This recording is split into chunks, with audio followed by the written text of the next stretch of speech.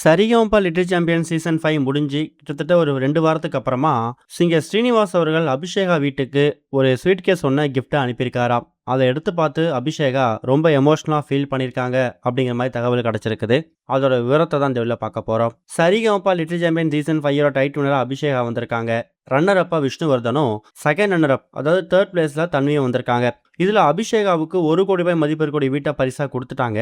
ஆனால் இப்போ வரைக்கும் அபிஷேகாவுக்கு அந்த வீட்டை வந்து டிஆர்ஏ ஹோம்ஸ் வந்து ஹேண்ட் ஓவர் பண்ணலை.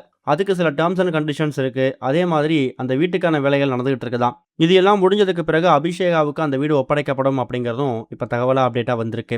இந்த மாதிரி சுச்சுவேஷனில் இந்த லிட்டில் சாம்பியன் சீசன் 5 முடிஞ்சதில் மற்றவங்க எந்த அளவுக்கு ரொம்ப வருத்தமாக இருக்காங்களோ தெரியல. ஆனால் இங்கே ஸ்ரீனிவாஸ் அவர்கள் ரொம்ப எமோஷனாக ஃபீல் பண்ணியிருக்காராம். குறிப்பாக அபிஷேகாவோட பர்ஃபார்மன்ஸ் ஒரு வாரமும் ஷூட்டிங்க்கு போயிட்டு அங்கே கண்டஸ்டன்ஸ் பாடக்கூடிய பாட்டு இதெல்லாம் பார்க்க முடியலையே அப்படிங்கிற மாதிரி ஒரு மன வேதனைக்குள்ளாயிருக்காரு.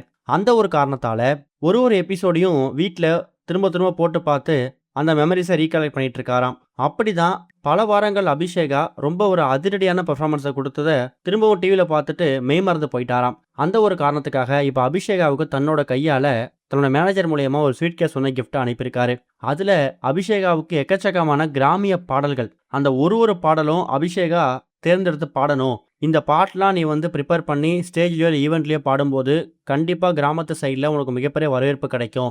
இது மூலயமா கிராமியம் சார்ந்த ஆல்பம் சாங் பாடுறதுக்கான வாய்ப்புகள் தேடி வரும்னு சொல்லிட்டு நிறைய கிராமத்து பாடல்கள், கிராமிய பாடல்கள் அடங்கின புக்கை கிஃப்டாக கொடுத்துருக்காராம். அதை விட முக்கியமானது அபிஷேகாவுக்கு தன்னோட கையில் ட்ரெஸ்ஸும் அவங்களோட முன்னேற்றத்துக்கு வாழ்த்துக்கள், ஃபியூச்சர் வந்து எதிர்காலம் பெருசாக அமையணும் அப்படிங்கிறதுக்காக ஒரு வாழ்த்து கடிதத்தையும் எழுதி அந்த ஸ்வீட் கேஸில் வச்சு கொடுத்துருக்காரு.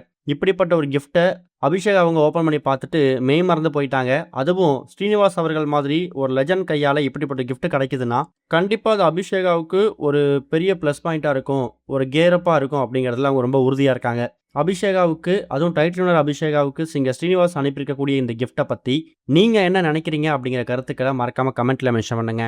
இது ஒரு பக்கம் இருக்க, நடிகர் கிருஷ்ணா இப்போ தன்னோட 48வது வயசில் அப்பா இருக்காராம். அதை அவரோட சோஷியல் மீடியா மூலயமா கன்ஃபார்ம் பண்ணியிருக்காரு. கழுகு, யாமிருக்க பயமே, பண்டிகை, வல்லினம் இது மாதிரி பல படங்கள் நடித்து ஃபேமஸ் ஆனவர் தான் நடிகர் கிருஷ்ணா.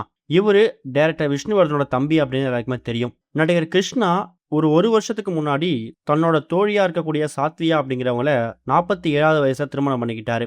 அவங்களுக்கு இப்போ பெண் குழந்தை பிறந்திருக்கிறதா அவரோட சோஷியல் மீடியா பக்கத்தில் போஸ்டர் ஷேர் பண்ணியிருக்காரு. என் குடும்பம் ரொம்ப பெருசாக இருக்குது, என்னோட 2 பெண்களும் நலமாக இருக்காங்க அப்படிங்கிறத தெரிவிச்சுக்கிறேன், தாயும் சேயும் நலம் அப்படிங்கிறத அப்படி தெரிவிச்சிருக்காரு.